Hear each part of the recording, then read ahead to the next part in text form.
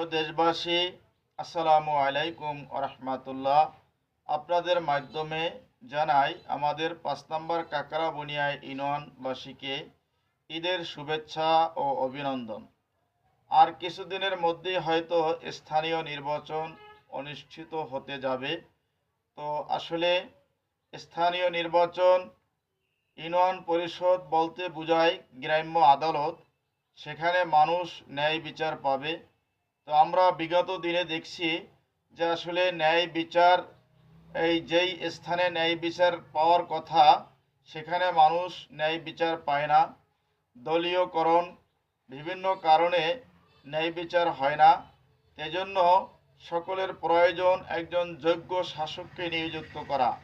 যদি আমরা একজন আমানতদার ব্যক্তিকে ইউনিয়ন পরিষদের দায়িত্ব দিতে পারি, তাইলে গরিবের মাল গরিবে পাবে, সমাজে ন্যায় প্রতিষ্ঠা হবে, বিচার কার্য সঠিক হবে। তো এই জন্য আমার 5 নম্বর কাকরাবুনিয়া ইউনিয়নবাসীকে বলবো, আপনারা যোগ্য আমানতদার ব্যক্তি দেখে ওই ব্যক্তিকে আপনারা চয়েস করবেন।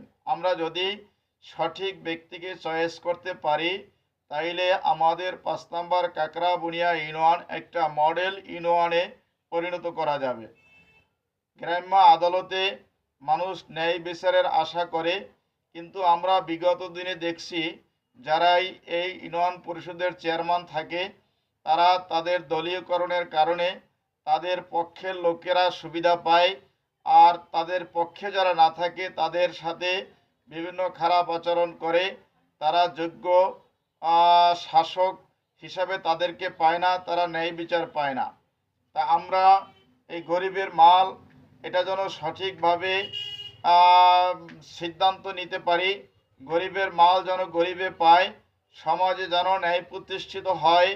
তো আসলে এজন্য প্রয়োজন হক আমানতদার ব্যক্তি, যার মাধ্যমে 5 নম্বর কাকরাবুনিয়া ইউনিয়ন নিরাপদ থাকবে। সন্ত্রাসী কার্যক্রম থেকে বন্ধ রাখার জন্য ভালো মানুষকে চয়েস করতে হবে, যাকে চেয়ারম্যান বানাইলে আমরা সুখে শান্তিতে থাকতে পারবো। এই 5 নম্বর কাকরাবুনিয়া ইউনিয়নে আর কোনো দলাদলি, হানাহানি, মারামারি হবে না।